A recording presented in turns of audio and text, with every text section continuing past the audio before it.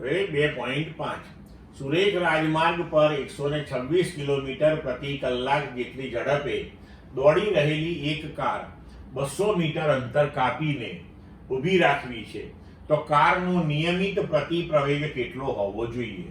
કારને સ્થિર થવા માટે કેટલો સમય લાગશે? હવે જોઈએ કે પ્રારંભિક વેગ તમને 126 કિલોમીટર પ્રતિ કલાક આપ્યો છે, એને આપણે મીટર પર સેકન્ડમાં ફેરવીએ, કિલોમીટર એટલે 1000 મીટર, કલાક એટલે 3600 સેકન્ડ, તો આપણને મીટર પર સેકન્ડમાં વેગ મળ્યો 35 મીટર પર સેકન્ડ. હવે અંતિમ વેગ જ્યારે ઊભી રહે કાર તો સ્વાભાવિક છે એનો અંતિમ વેગ 0 આવ્યો અને એણે ઊભા રહેતા પહેલા કેટલું અંતર કાપ્યું તો કે 200 મીટર.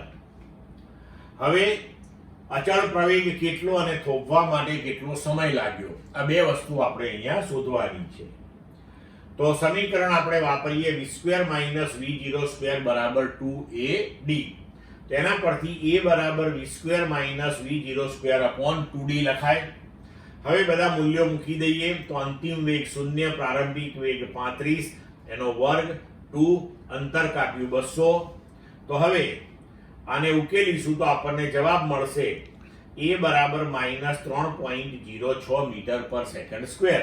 અહીંયા જે ઋણ નિશાની આવી એ ઋણ નિશાની પ્રતિ પ્રવેગ દર્શાવે છે, તો આપણે એવું પણ લખી શકીએ કે પ્રતિ પ્રવેગ બરાબર 3.06 મીટર પર સેકન્ડ સ્ક્વેર. પણ તમે જ્યારે પ્રતિ પ્રવેગ લખો ત્યારે અહીંયા ઋણ નિશાની કરવાની નહીં. હવે જુઓ, સમય શોધવાનો છે તો આપણે સમીકરણ વાપરી શકીએ v બરાબર v0 વત્તા at, કારણ કે એ તો મળી ગયો હવે આપણને. હવે અંતિમ વેગ v0 v0 વત્તા a નું મૂલ્ય -3.06 ઇન્ટુ t.